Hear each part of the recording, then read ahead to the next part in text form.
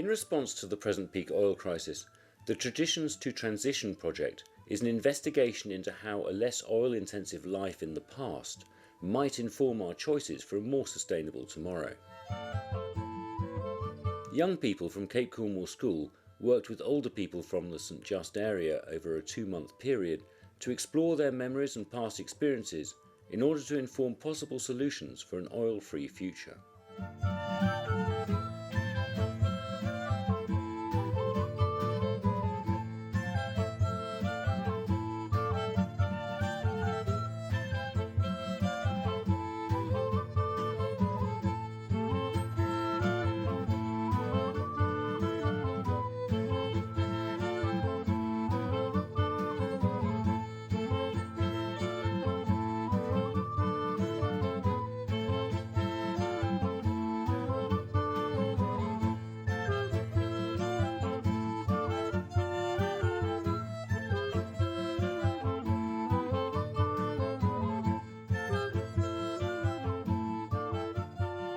What sort of jobs did you have? When I left school, went farming. Prior to that, we had a small holding and helped on the farm, Springs Farm, worked on the land and had to milk and all before I went to school. And you took the cows to the fields and on the way to school, and you'd be very lucky. If you know where the car park is in the school, well, we would come at the top end of the car park by St John's Terrace, across diagonally from the car park, and that was a green then, in those days. You'd be very lucky if you saw the last person, boy going to school. So how did you get to school? Walked or ran. So if you say wore out your school shoes running to school, how would you mend them? Would you buy a new pair? Or? My grandfather was a cobbler. And when we were very young going to school, every Saturday morning we had to visit him to see if you lost any obs or toe plates or cues. And if you did, he would replace them. So we were fortunate in that way. So did he use any oil in mending your shoes? Oh, well, special oils, and I don't know what they call them. You rub in the leather. Oil for leather, yeah. Oil for leather. Some type of oil to soften the It was leather. a special oil that softened the leather. And also you used to use dubbing for your shoes, dubbing, which was to make your shoes waterproof. Dubbing. So on the farms, did you use much oil or was it all very handwork? Oh, no, wasn't a lot of oil about in those days because you didn't have any engines. There's no engines or anything done by hand. The milking was done by hand. Mucking out was all done by hand. Carrying out to the field done by hand, horse and cart. And spreading it was done by hand, so there was no machinery around. So do you think that farming back then was very sustainable? Oh, yeah. The way you lived in the old days, much slower. People didn't travel. You didn't have all these expensive cars to keep up. You wouldn't have the traction, although you had to have horses to do the ploughing and working the land and so on. But you didn't have the tractors and stuff, the upkeep of what you've got today. Although you've got more land to look after today. So in comparison, do you think it was better back then when you used less oil? I would say life was a lot slower, a lot more comfortable. Didn't have any money, very little money about. But you relied on one another. And there was a period, especially in the war years, that you didn't know where the front door key was. You didn't need to lock the door. You could walk out, go to the shop. You didn't go to the shop a lot because most of your groceries were brought to you. Of course, in those days there was no electricity or anything. Even at school, we didn't have pen or pencils or anything in those days.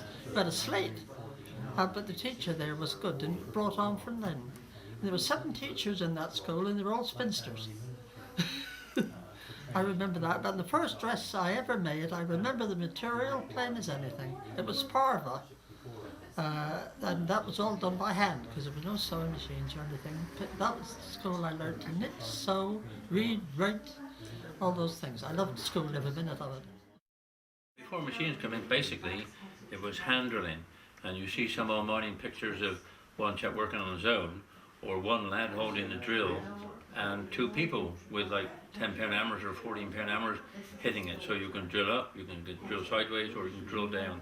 But these holes, the dust had to be blown out the holes because the drill would jam. Once they got the whole depth, I mean, they wouldn't drill around what we call, like our day and age, we would go in and drill a 7 foot 6 by 6 foot, about 8 foot deep or 9 foot deep. Obviously, because they're hand drilling, they would perhaps only drill 2 foot in a day. But those days they never had fusees, so they would use the quill of goose feathers. They would cut these up, join them together, put the black, because they was blasting with black gunpowder in those days, and fill that up, but also put their gunpowder in the back of the hole, put any old rubbish in and pack that tight, put the fuse in. So obviously they couldn't waste quill feathers. They had it short of fuse as possible, so they would actually light that and run away as fast as you can, especially around a corner, so you wouldn't get the direct blast. I mean, there was a lot of accident in those days. Why do you think it's important that this is recorded? Because the life we lived then, there's no comparison to what we got today. And I think it's very useful that we're able to give our accounts of what life was like back in the 30s, 40s and 50s. Now life has changed. Why though? What learning can happen from that? Well, I think Well, the children in their lifetime, they're not very old. They wouldn't have any visualization about what's gone on in the past, unless their parents are told or grandparents are told. It's only feedback they're going to get is what they've been told of what's gone on in the past. I mean, years ago, Saturday night would be our night out. You visualize that. You'd always look forward to Saturday night. And I can remember us walking from the drill hall up here. You know the drill hall? Walking from there after midnight to Benin. Proud of us. Walking down the Cherry Hill up through Nuggabye and all. Saturday night dance, that would be, yeah. And what do you think the young people can learn from your memories? Why is that important? Well, They could say, hey, look at they are, really, the better life they got today, Like I isn't said, it? it's the We period had a they good come up life, with, but isn't it? today you've got more money, you've got transport, you've got technical stuff and all that. We had nothing like that. When you were growing up, obviously you didn't know, but did you grow your own food? Yeah, good on the farm. Yeah. Most people grew their own food, whether you're on a farm or whether you're in a single cottage. There's a lot of people had very large gardens, and some would, if you had sufficient, they would have a pig, chickens, stuff like that. What was farm life like? Did you have to go up early in the morning? Early in the morning, late at night. Yeah. While it was daylight in the sky, you kept working. And everything was hard work. Not like it is today. Roughly what time did you have to get up in the morning to go and feed them? 6-ish. Yeah. And you were usually out 2 hours or more before you had breakfast. You might have been lucky to have a cup of tea before you went outside. We had electricity in 1948. Was it in Pendeen Yeah, Park? it came through in the 30s, Charlie. Came through, sir. Yeah. Yeah, this shop was... 3 lights and a plug. That's right. £2. That's 3 right. lights and a plug for £2. Is that important to you that young people? Oh, definitely, yes. Our interest I in think what on in the past, that's right. I think it's very good. It's nice to know that the history... I felt they were interested in what we were saying. Yeah. Well, instead of the history of where we live and what we do, instead of coming to an end, it's going to carry on, isn't it? Yeah, I mean that's Definitely. So that's what I was going to ask. What do you think about this project and what we're trying to do? Do you think it's important, and if so, why do you think? Well, it is important, but maybe years going back further, these old fellows like Sidney Prouse, the old guys, I mean, say, were ex-miners, and they could tell some young, couldn't they? It's a pity that this wasn't taken up before. I think it's a good job you're doing that now, because Yeah. 10 years' time, We shouldn't be around. we won't be around. You know? So I think it's really good that these conversations are being recorded. Everybody was so poor. You go and get the lad, they give you some money, There was a and at pawn weekend shop. when you got your money, you go back and buy them back again. We weren't So that, you used to we sell weren't your that poor, clothes? so to Yeah. get money, and then when you got your money at the Yeah. weekend, you would go and buy them Yeah, back. well, Yeah. we didn't actually, our grandparents did it, Yes, because they they did, had yeah. no money. They had no money at all, you see, so what they had, they used to put into, it's amazing how people ever lived. 9 shillings and 8 pence, my first wage, and I got 6 pence a week spending money. And then you always had dirndl skirts and dresses to go underneath that. So you needed one suit as such for best. And then of course you had your jacket that you wore with everything else. Remember that? Everybody did it, you see. Didn't have lots and lots of clothes. We didn't have Primark and things like that, you see. And everybody made things out, even out of curtains. You know, you'd have skirts made out of curtains, anything.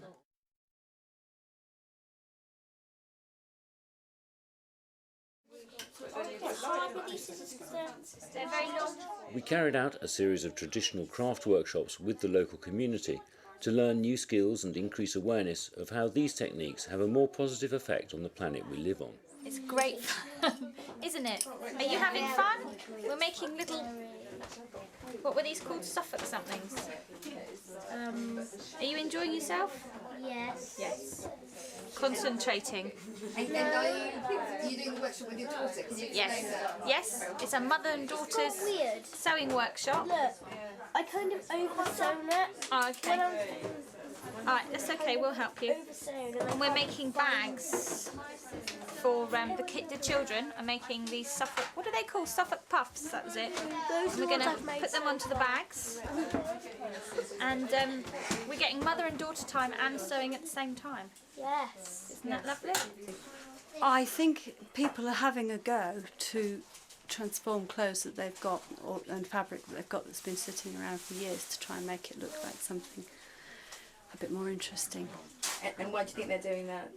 Oh, for money because of the recession. But I think there's a whole movement about being a bit more self-sufficient and being a bit more creative and sort of supporting local industry out in the UK rather than constantly buying abroad.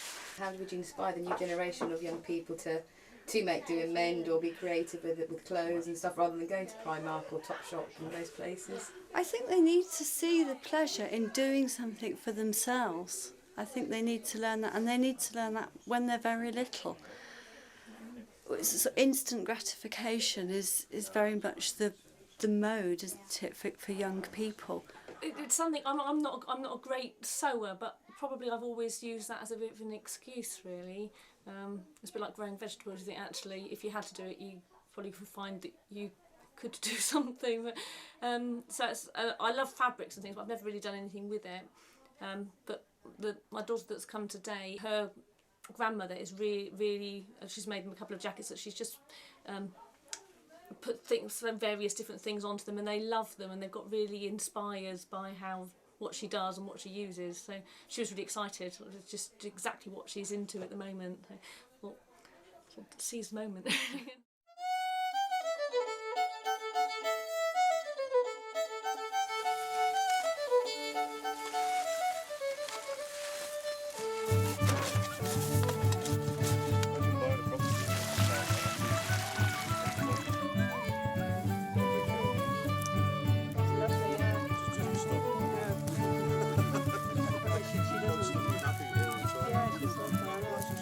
We're just grading the soil ready for a cob mix. This is to take all the big stones out and make any impurities like these bits of wood.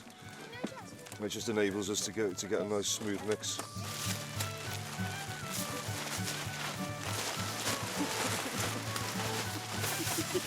Yes, that's fine.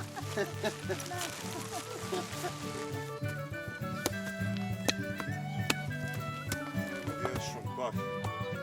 So when we do a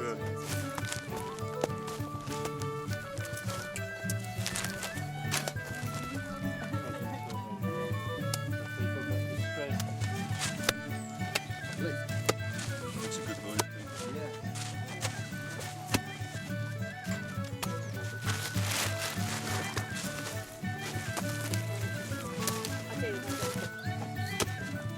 Today we're just putting a cob infill on this tile wall here. That's what we're doing in order to get it ready for a lime finish. Yeah, basically, so we've got a nice cob mix going there with sand, clay, soil and straw, and we're going to fill in these voids with it, get it all nice and smooth, in order to put a render of lime on it to finish it off. Well, tyres is because it's a recycled material. They're perfect for any kind of situation like this. We've got a nice curve. It's aesthetically pleasing, organically shaped. This is a relatively new method. It's about like 25, 30-year-old method. This one. It's good because it's an alternative, and it basically puts it empowers people so they can do it for themselves. They can go and get the materials themselves from Quick Fit or from Tyres or us, or wherever you want to go to, and you can actually get the tyre, bring it down, fill it with earth, pound it yourself, and you can start building the wall for yourself. You don't need to be a skilled builder in order to do it. It's just a case of trial and error until you get it right. It just empowers people. Well, I was a bit apprehensive before I came because I wasn't sure what I was going to be doing, but I've really enjoyed it. I've learnt a lot. It's nice to know how the old techniques are still going to be used. I think it's very sustainable for the future. I've really enjoyed my weekend.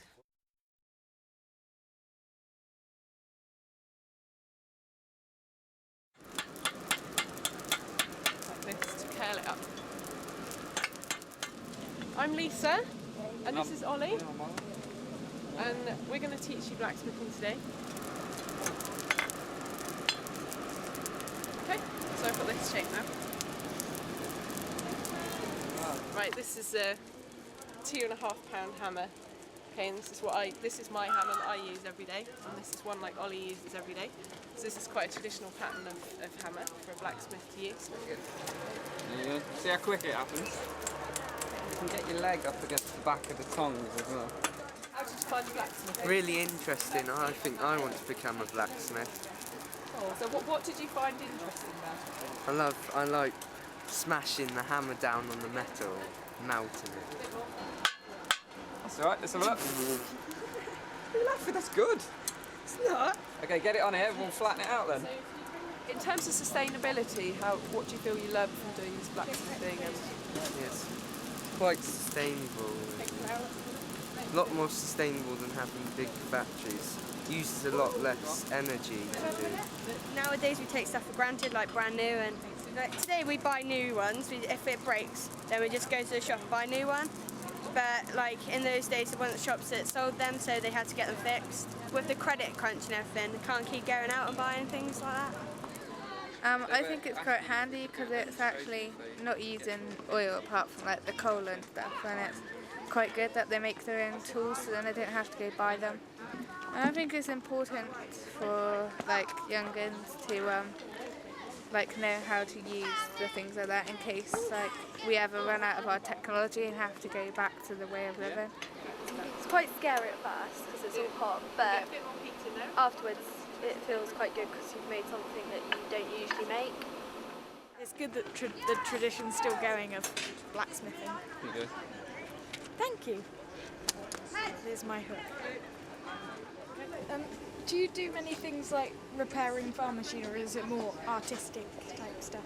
That's a really good question. Yeah, I do a bit. My workshop's on the farm. I don't know what it's like at your place, but I have to repair tractors occasionally and the odd thing. But it's mainly welding, so it's not really traditional blacksmithing anymore. Do you enjoy it? With that, fixing tractors? Yeah, like Blacksmithing. Yeah, I do. I love it. Yeah, I think you have to. It's quite a physical job, but it's definitely something that's. I really love it. I really love my job. So did you think that blacksmithing was like a dying trade or a dead trade? Yeah. Yeah. Do you know how many blacksmiths there are in the country? Yeah, something like over 100. More than More than that. Over 1,000. 1 million? I think In Barbara's less got than something 1,000. like 800 members, and then that's not everyone's a member of the society, so there's a lot of us out There's there. not quite one in every village anymore, but in Cornwall alone, there's about seven professional blacksmiths working full time. Yeah. So this is my job. This is what I do full time. Not teaching, but in my workshop making things. And it was the start of engineering as we know it. Everything that engineering's progressed into started with the village blacksmith, and so it's like the foundation to it, everything. I think it's amazing.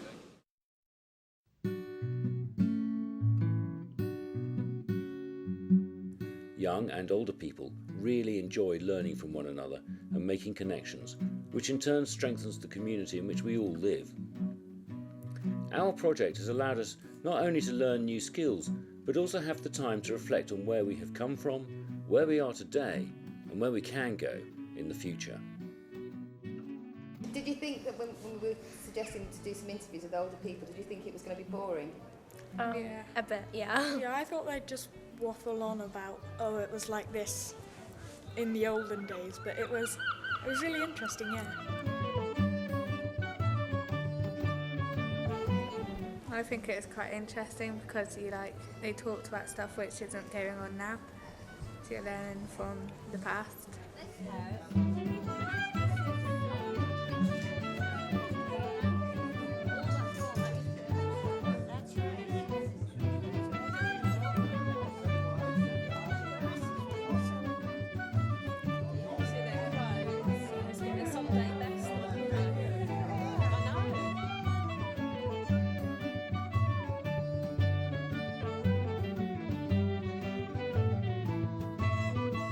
What does sustainability mean to you?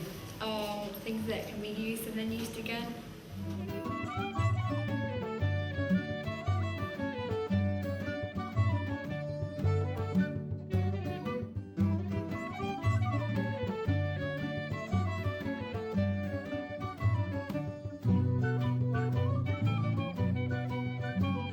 Traditional crafts is like, say in the olden days when they didn't have washing machines, they used to do it with wash with their hands, and they didn't warm their water up with electric, they just put it over a stove, over a fire.